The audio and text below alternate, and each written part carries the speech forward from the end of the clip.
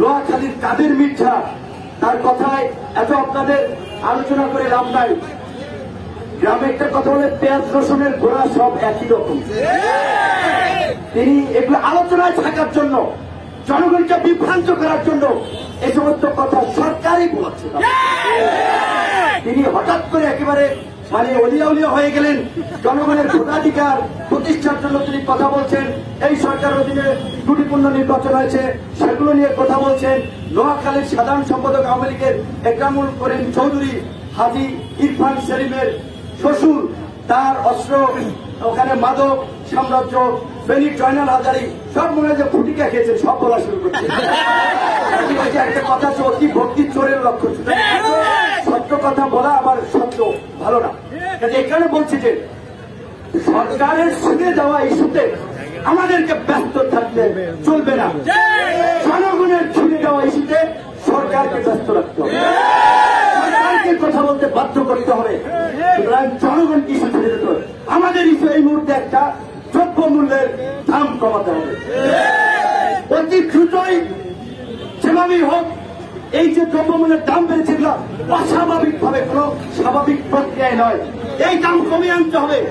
যদি এই দাম কমিয়ে না আনেন, আমি আপনাদের প্রতি অনুরোধ করব, আমাদের পরবর্তী কর্মসূচি হবে সচিবালয়ের সামনে।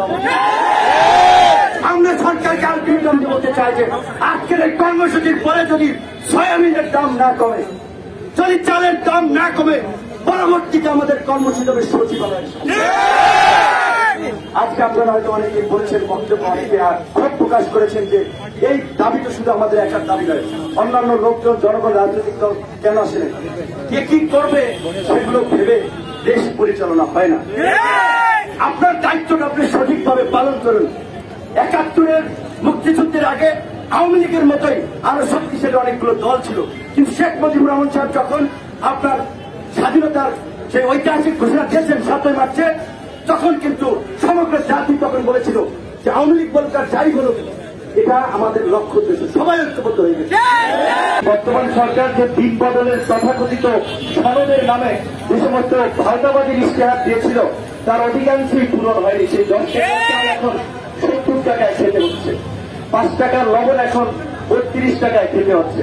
তো এই ভারতাবাদীর মাধ্যমে ৪৯ বছর রাজনৈতিক দলগুলো ক্ষমতায় থেকেছে এবং জনগণের উপরে অত্যাচার, নির্যাতন, নিপীড়ন চালিয়েছে। আজকে আমরা এখানে কি কোন রাজনৈতিক প্রোগ্রাম নিয়ে হাজির হয়েছি? হাজির হয়নি।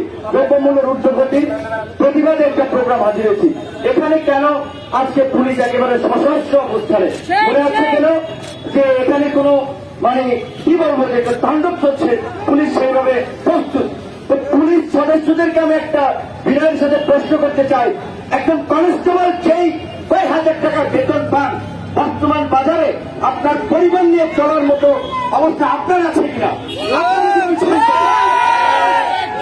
আমরা শুধু ছাত্র এবং যুবকদের নিয়েই, কৃষকদের নিয়েই শুধুমাত্র রাজনীতি করে আমরা সকলের অধিকারের জন্য কথা বলি। সেদিন আমাদের কার্যালয়ে ঠাকুরগাঁয়ের তিনি রানী শঙ্করের একজন নারী, যিনি পুলিশে চাকরি করেন, পুলিশের ওনার কর্মস্থল হচ্ছে নীলফামারীতে, নারী সদস্য তিনি এসেছিলেন তার ঊর্ধ্বতন কর্তৃপক্ষের কাছে ধর্ষণের শিকার হয়ে আমাদের কাছে বিচার চাইতে। আমরা তো পুলিশ নই, আদালত নই, পুলিশ সদস্যরাও আমাদের অফিস পর্যন্ত চলে আসছে একজন নারী সদস্য তার মামাকে নিয়ে।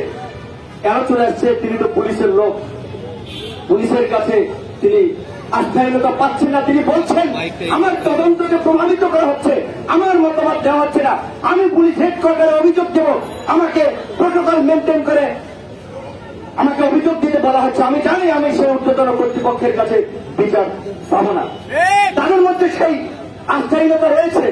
আমি সেক্ষেত্রে পুলিশ ভাইদেরকে বলবো, কিংবা অন্যান্য সরকারি কর্মকর্তা কর্মচারীদের বলবো যে গ্রামে একটা প্রবাদ আছে, দেশে যদি বালা মুসিবত আসে পীরও রক্ষা পায় না। অর্থাৎ দেশে আপদ বিপদ আসলে পীরের গায়ে লাগে, পীরও রক্ষা পায় না। ঠিক আজকে যেভাবে এই ভোটারবিহীন সরকার বাংলাদেশকে একটি ব্যর্থ এবং অকার্যকর রাষ্ট্রে পরিণত করেছে, আজকে রাষ্ট্রীয় আইন শৃঙ্খলা বাহিনী বলেন, অন্যান্য প্রতিষ্ঠান বলেন, সমস্ত জায়গা আজকে দলীয়করণের মাধ্যমে আজকে একটা দুর্বৃত্তায়ন ঘটিয়েছে দেশে। আজকে সমাজে গুম খুন ধর্ষণের মতো জঘন্য অপরাধ কাছে একটা প্রশ্ন, স্বাধীনতার এই 50 বছরে আপনারা নিজেদের বিবেককে প্রশ্ন করবেন। আপনাদের চাকরি শুধুমাত্র যেই সরকার ক্ষমতায় থাকবে তাদের দলীয় বাহিনী হয়ে বিরোধী এবং ভিন্ন মতের মানুষদের উপরে দমন প্রেরণার ভেটাপিটি কাজ আজকে সাধারণ মানুষ অনেক ক্ষেত্রে একটা চিনি করতে গেলেও অনেক ক্ষেত্রে নেওয়া হয় না, নানান ধরনের তাল বাংলা করা হয়। যশোরের ঘটনা দেখেছেন, পুলিশ সদস্যরা শহীদ মিনার আড্ডা দিচ্ছিলেন, পিটিএস হাসপাতালে আওয়ামী লীগের নেতা।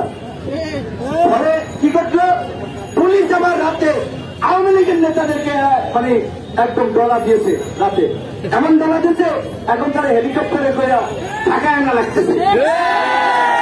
আমি বললাম যে দেশে যদি বালা মুসিবত আসে তীরও রক্ষা পায় না। হয়তো পুলিশ কিংবা সরকারি কর্মকর্তা কর্মচারীরা একসময় ভেবেছে যে তারা সরকারি কর্মকর্তা কর্মচারী, সুতরাং তাদের তো সমস্যা হবে না।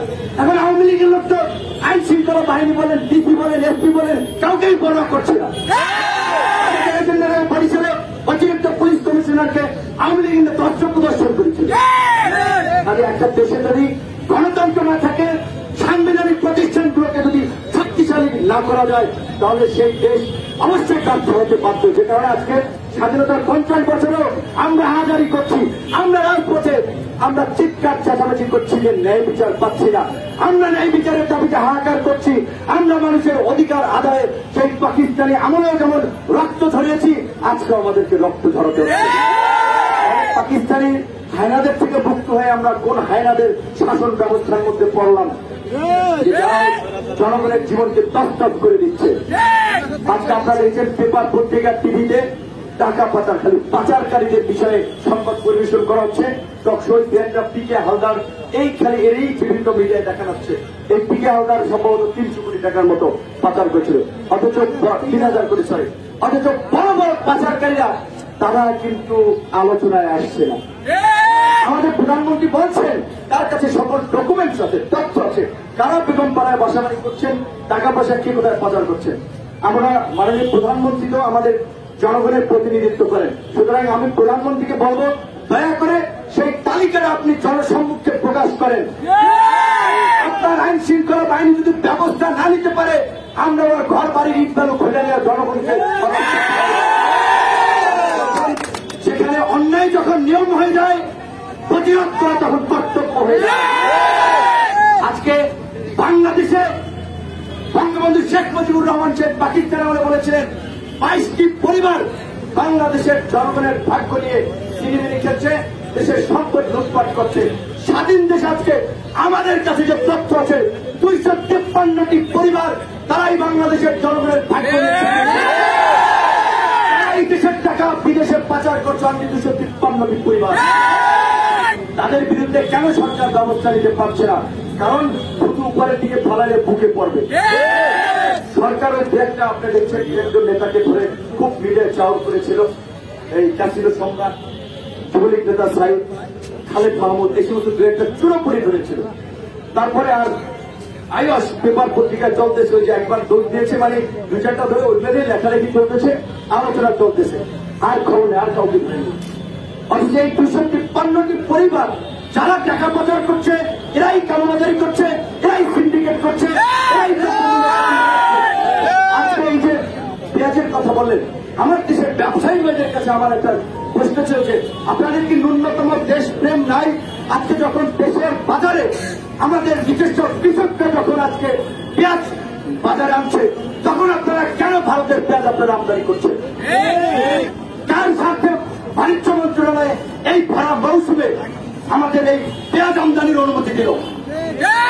আপনারা যে প্রচার করছেন দেশটা কি খাদ্যে স্বয়ংসম্পূর্ণ, তাহলে কেন এখন চাল আমদানি করছেন? মন্ত্রিসভার কমিটিতেও 50 লক্ষ মেট্রিক টন চাল আমদানির অনুমতি দিয়েছে। এই সমস্ত মিথ্যা ধোঁকাবাজি করে আজকে জনগণকে আর বোকা বানানোর দিন নাই।